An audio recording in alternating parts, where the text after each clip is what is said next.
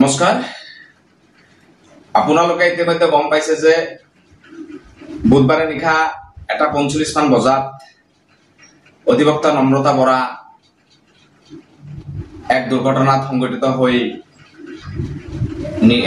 মৃত্যু খাবতি লব লগা হল। হে আমি হিন্দু সুৰক্ষা সেনা তৰফৰ পৰা আমি নিজৰ প্ৰতিক্ৰিয়া প্ৰকাশ কৰিব বিচাৰিছো। কাৰণ অধিবক্তা নম্ৰতা বৰাৰ আপোনালোকে ইতিমধ্যে গম পায় रुक्मणी गाँव नेहा एपार्टमेंट दुगराकी बान्धवीर सहित भाड़ा घरत आसिले आरो समस्त घटनाটো आमार एक सन्देह हुआ आमी निजर प्रतिक्रिया प्रकाश কৰিবলৈ গৈ আছো। আপোনালোকে ইতিমধ্যে গম পাইছে যে বুধবাৰে নিশা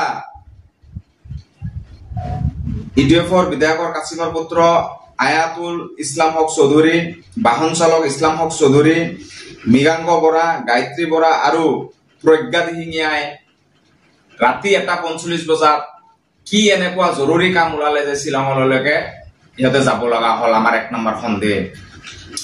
দুই নম্বৰ, শিলঙলৈ যাওঁতে আধা বাটতে নংপুত ৰৈ থকা বাহনত এক খুন্দা মাৰা বুলি সিহতে প্ৰকাশ কৰিলে।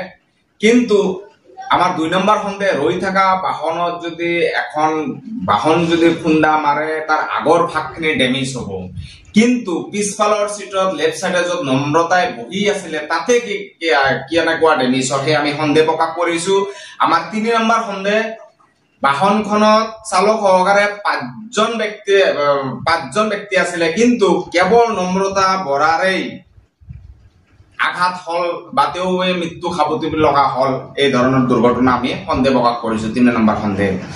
4 নম্বৰ, কবাত যাওঁতে দুৰ্ঘটনা সংঘটিত হৈ যাব পাৰে, কিন্তু সেই উক্ত স্থানৰ পৰা কিয় বাহন চালক ইছমাইল হক চৌধুৰী আৰু ইউটিউব বিধায়কৰ কাছিমৰ পুত্ৰ আয়াতুলে কিয় উক্ত স্থানৰ পৰা পলায়ন কৰিলে, আমাৰ 4 নম্বৰ একদম স্পষ্ট সন্দেহ। এই কাৰণে আমি চৰকাৰ আৰু প্ৰশাসনক আমি হিন্দু সুৰক্ষা সেনা অসমৰ পৰা দাবী উত্থাপন কৰিছো যে অতি সোনকালে এই আয়াতুলৰ ওপৰত উচিত কঠোৰ তদন্ত সিবিআই কাৰা তদন্ত কৰিব লাগে আৰু অতি সোনকালে ইছমাইল হক চৌধুৰী, বাহন চালক ইছমাইল হক চৌধুৰীক তৎকালীনভাৱে গ্ৰেপ্তাৰ কৰিব লাগে আৰু গ্ৰেপ্তাৰ কৰি এই দুজন ব্যক্তিৰ ওপৰত মানে কঠোৰ জেৰা কৰি কিনে ফাষ্ট ট্ৰেক আদালতত বিচাৰ সম্পূৰ্ণ কৰি কিনে সিহঁতক জেল হাজতলৈ প্ৰেৰণ কৰিব লাগে। আমাৰ 5 নম্বৰ সন্দেহ, সিহঁতে পলাই যোৱাৰ পিছত মৃগাংক বৰা, গায়ত্ৰী বৰা আৰু প্ৰজ্ঞা দিহিঙাই আহে।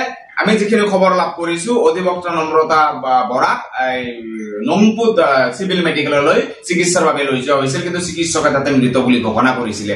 কিন্তু কমপ্লিট আমি ৰহস্যৰ এক সন্দেহ প্ৰকাশ কৰিছো।